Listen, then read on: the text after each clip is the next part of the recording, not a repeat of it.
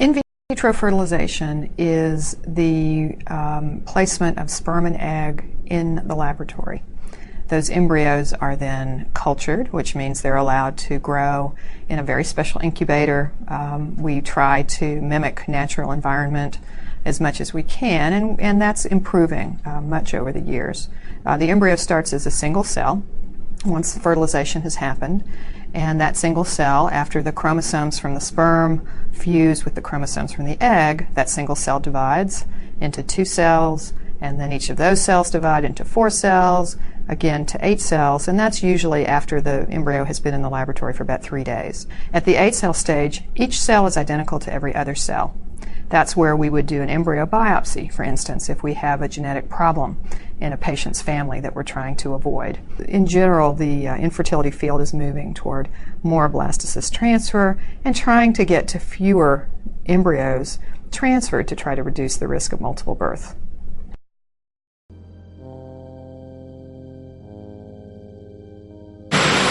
Ay, grabe, nakakapagod ang araw na ito.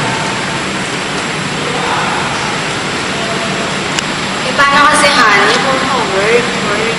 Selos na tuloy ako. Ano ka ba, honey? Masyado lang makukulit yung brokers kanina.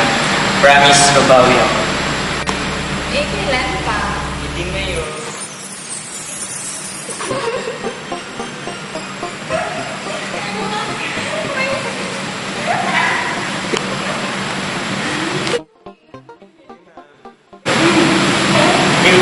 Ano ka ba? Eh, di mo nagprood ka? Hindi na yung anak mo mag-babies. Oo nga, no.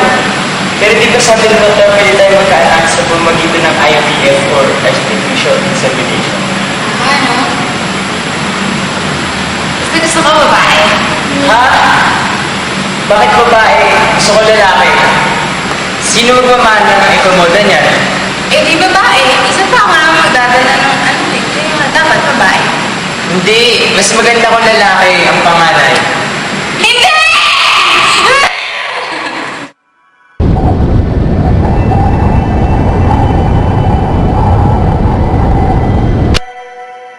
Gusto ko babae!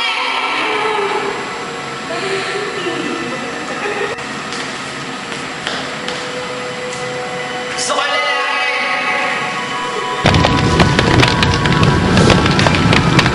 Hindi pwede! Gusto ko babae!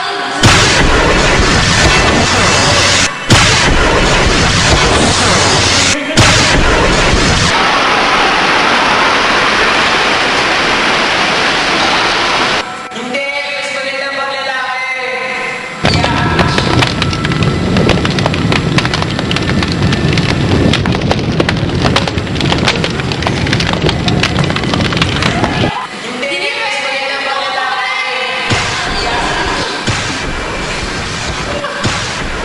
Hindi!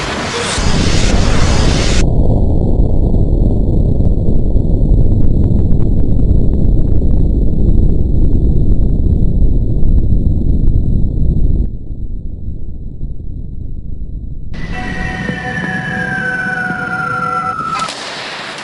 Paano yan? Ako panalo eh, babae. Sige na nga! Babae na!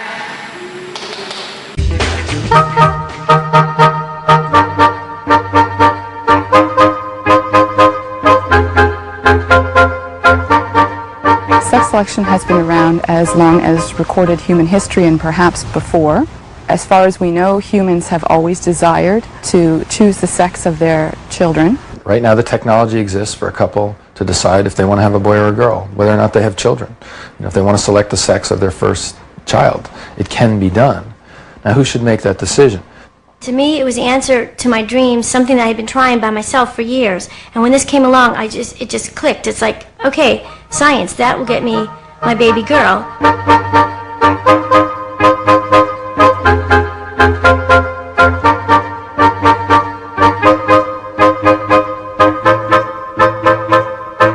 People have tried to control the sex of their offspring since the beginning of time, and there's been all sorts of amusing techniques.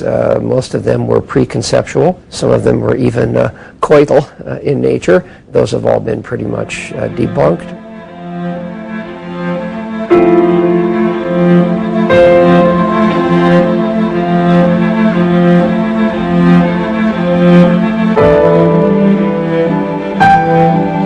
Many people have tried the Shettles method, which is timing intercourse to a certain part of your cycle.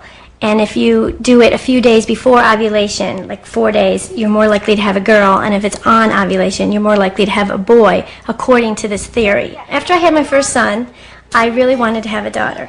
And I finally got pregnant and was boy number 2. And I was disappointed. I cried at the ultrasound. But then I got used to it, to the idea of having another boy and having a little brother for my son. And when he came, I welcomed him, I loved him, and I love my 2 little boys, but there still was something missing. I still really wanted a daughter, and I couldn't give it up.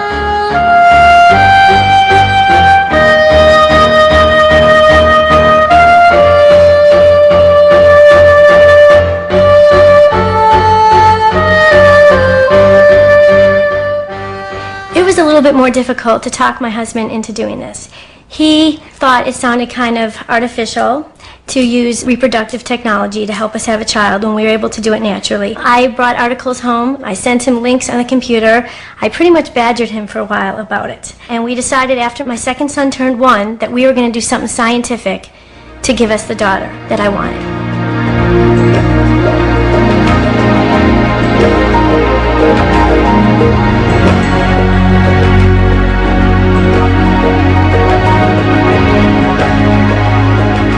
With Microsort, what we're doing is we're having the husband submit a semen specimen, and the sperm are then exposed to a special kind of dye that attaches to the DNA of the sperm, and it allows us to discriminate with great accuracy whether we have a boy or a girl sperm. The sperm of the desired gender are then collected. We'll run 100 million sperm through the machine, and once we're done, we'll have usually several 100,000 sperm for the gender we're looking for.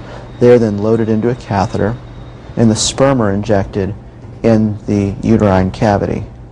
They then need to swim out into the fallopian tubes where fertilization occurs.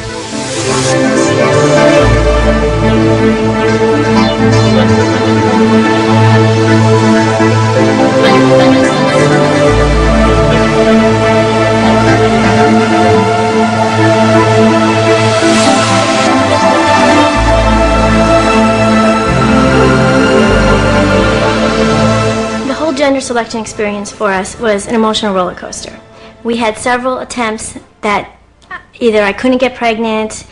One time I did get pregnant and I lost it right away, and that was really hard because I had spent a few $1,000s for this, and I had a really early miscarriage. So there was a lot of tears, a lot of, am I pregnant, is this going to work, and how many attempts can we do? There are no guarantees with gender selection. You could try and not get pregnant. Another thing is you could get pregnant and there's a possibility of getting the opposite gender than what you were looking for.